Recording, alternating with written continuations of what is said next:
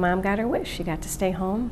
Glad that it's all down in the open. They were very supportive of our decisions, and it took a lot of weight off of me. Sometimes treatment will prolong suffering rather than improve quality, and there does come a time where the treatment and the diagnostic testing has a negative effect on the patient, especially if you know what the final outcome is going to be. Hospice patients Julie Montgomery, her husband Bill, and Stanley Wojcicki all faced a decision after being told they were terminally ill. The option to go with hospice care appealed to them.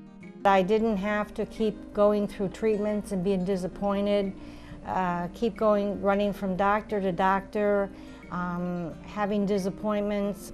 I wanted to know, I wanted to get my life in order. I wanted to know that I had people there that were going to help me and keep me pain-free. If I was having an attack, CHF, and when I have my attacks, they're very painful, and I'd have to wait for an ambulance to come, and then you go lay in the ER. You're there for 6 to 8, 10 hours, 12 hours, and you're in a lot of pain until finally you can't take anymore, and they'll give you morphine. So I'm suffering all those times. Here, right away, they gave me morphine right away, the pain was gone. And then they would treat me, and that just meant so much to me. Well, he ruled out the operation of surgery. And then he said that radiation might be qualified for it. But when they found out it was 3 spots and 2 different types of cancer, they ruled that out, and they only gave me the chemo treatment.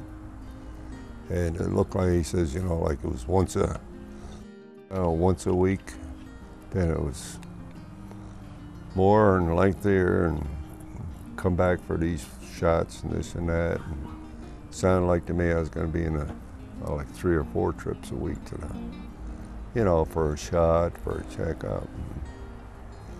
And for me, not for me. Thank you for calling Community Hospice. Catherine speaking.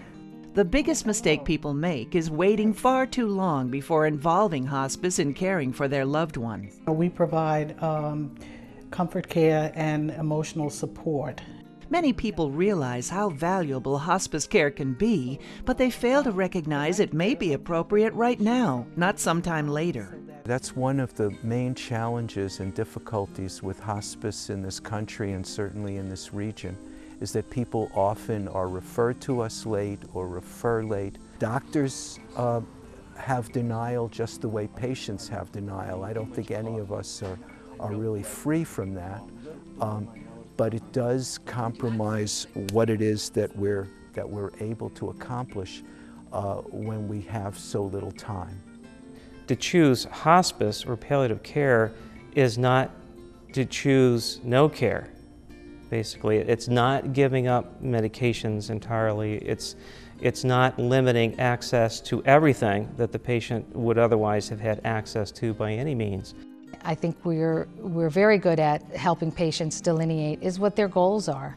Not many other physicians, I don't think, really sit down with patients and say, what are your goals? What do you want your life to be like in these last couple of months? What is your picture, and what do you want? No one gets out of this world alive, and unfortunately, too many people are suffering at the end that probably would benefit from hospice at an earlier stage. They have been more than my expectations. They really have. They've helped me so much. And they've really made me realize that, you know, when I had such a hard decision to come up against, that, you know, that I didn't have to do it myself. They were there to help me.